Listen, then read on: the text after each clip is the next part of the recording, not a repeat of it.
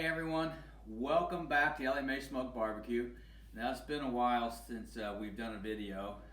COVID's kind of wrecking havoc on everything. We've been super busy at the restaurant. You know, we've been working 6-7 days a week, 12, 14-hour days.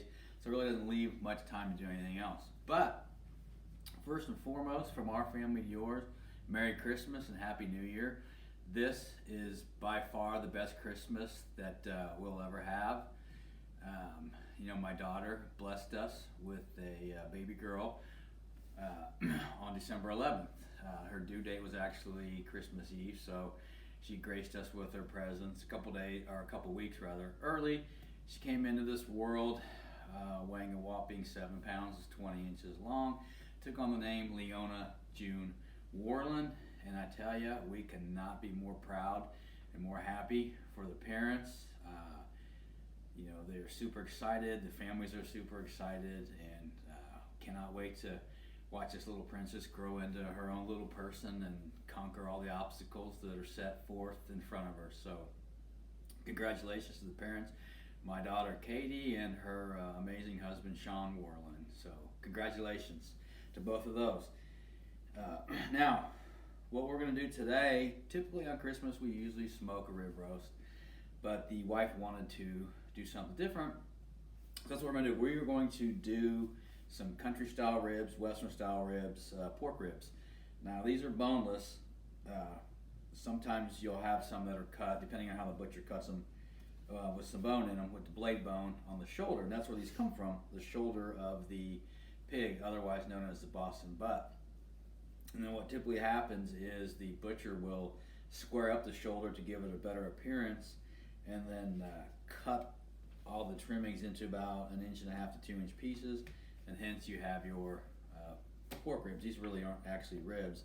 Now as they move down towards the loin a little bit more, you'll get some of these that actually have the rib bone kind of hanging off the tail, and that's, you know, kind of where the rib comes into play. But what we're going to do is we're going to do a few things today. We're going to season them. We're going to smoke them on the Oklahoma Joe's Drum Smoker, and we're going to use some cherry wood today.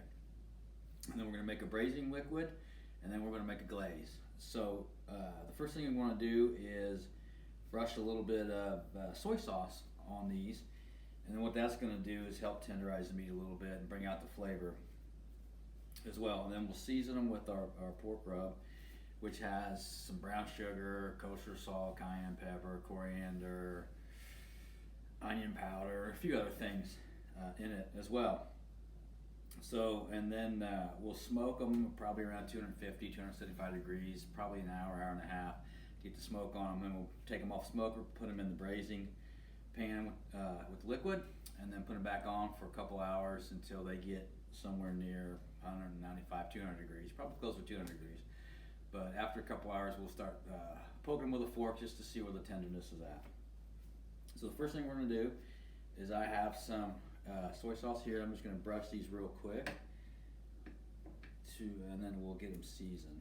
Just a thin coat, nothing fancy. And you don't have to do this if you don't want to. You can just go ahead and season them, or you can use some other kind of binder. You know, a lot of people use mustard to do that, and mustard doesn't really affect the flavor, but it definitely works well to bind the seasonings to the meat. So get these going real quick, and we'll flip them over.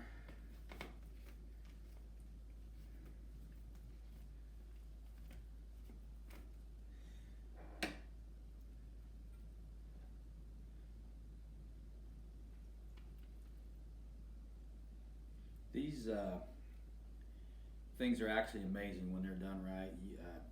I would take these hands down over baby backs or even spare ribs. I would take spare ribs over baby backs. I just think it's a much better cut of meat.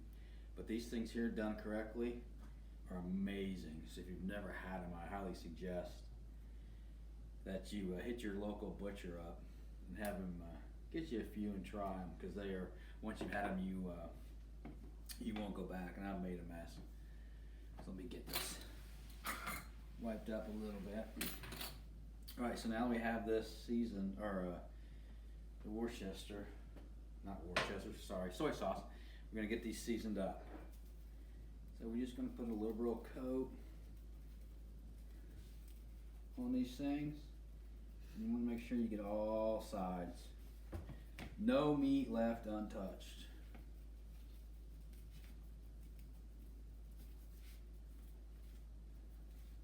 This definitely has some garlic in it because, man, I can smell the garlic.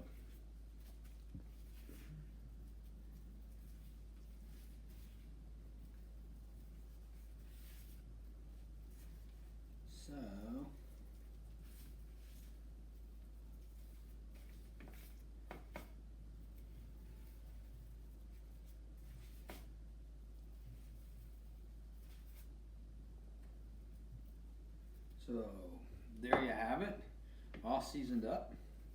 So I'm going to get rid of these gloves, and then we're going to set this meat aside and just let the rub work its way in. Now what we're going to do is we're going to make braising liquid and the glaze. Now I've already chopped up some onion. It's a yellow onion in there and threw that in there. And I also had a bulb of fresh garlic, so I crushed it and threw it in there as well. You don't have to put the garlic in there, but I did it. I had it. Now, typically you can do anything you want with this stuff. I typically don't measure it, but I'm going to today. So what we're going to do is we're going to use some apple juice, some Sweet Baby Ray's, and yes, it's actually Sweet Baby Ray's, and a little bit of Worcestershire sauce in the braising liquid. So basically a cup of apple juice, which we'll measure that out. And again, you can eyeball this. This doesn't necessarily matter if you're exact. And then we're going to do 2 cups of our barbecue sauce. So get that in there.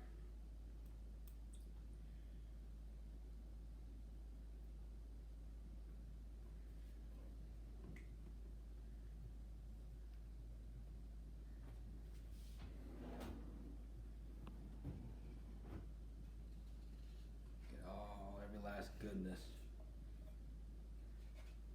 out of this thing.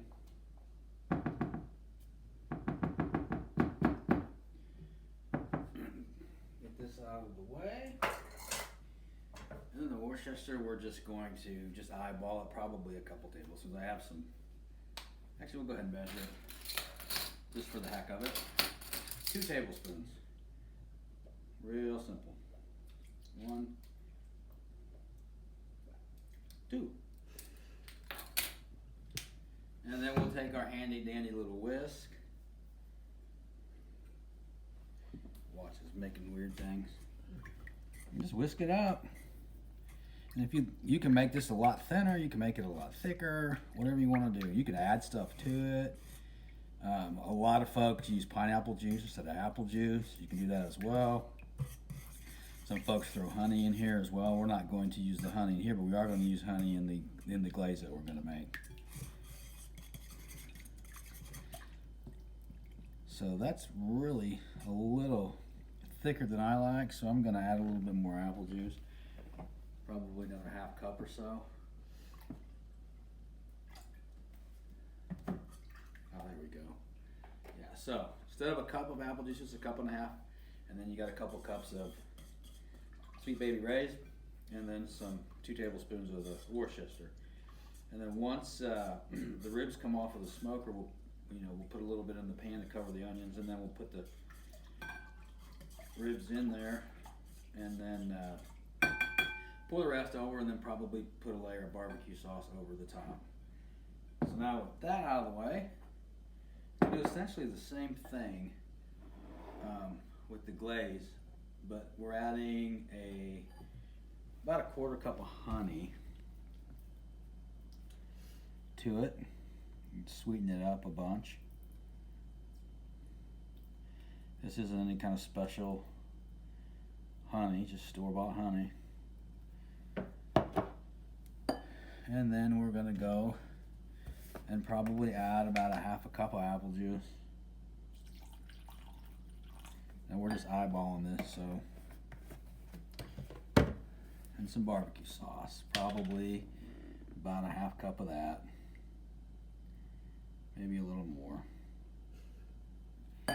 Depends on what you like. And I just whisk that around. And then once we get the ribs out of the pan, we'll throw them back on, probably just enough to glaze them and let the glaze caramelize a little bit. And then bring them in the house and enjoy them. So there you have it. Everything we need. Like I said, we're going to smoke them at about 250, maybe 275 degrees, using some cherry wood on the drum smoker, which is my absolute favorite smoker. So what we're going to do now is we're going to get the smoker fired up, get it up to temperature, and then throw these things on, and then we'll bring you back in about an hour or so when we check on them, and then go from there. So until then, everybody be safe. All right, there we have it. It's been about an hour or so in the smoker, running about 275 degrees, and you can see these things are taking on some great color, looking awesome. So we're probably going to let them go another 45 minutes or so. I think they're sitting at about 150 degrees right now, and then we'll take them off and bring them inside and put them on the in the pan with the braising liquid and bring them back out and finish them off. So there you have it, about an hour into the cook. So stay tuned. We'll see you soon. All right, guys, welcome back. It's been about 45 minutes. We pulled them off the smoker, and as you can see, they have taken on some great color. Look at that. Look at that dude right there. These things are going to be so good. So what we're going to do now is put them in our braising liquid, which we have right here, and then cover them up and put them back on the smoker and finish them off. So hopefully we can get all these in here. But as you can see, I poured some of the braising liquid in there so it can absorb into the onions a little bit. So what we're going to do is we'll put this big fat one in there next. And then this one, barely enough room, but we got them in there. All right, well here, let's do this. There we go, perfect. Actually, turn all these up on us.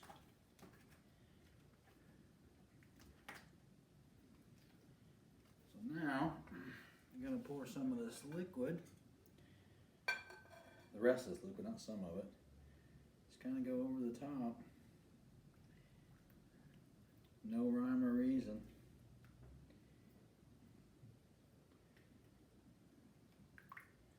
Man, oh man, that looks good.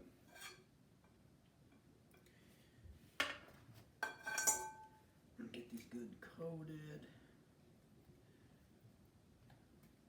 These probably got about another 45 minutes or so to go. And then it's chow time. All right.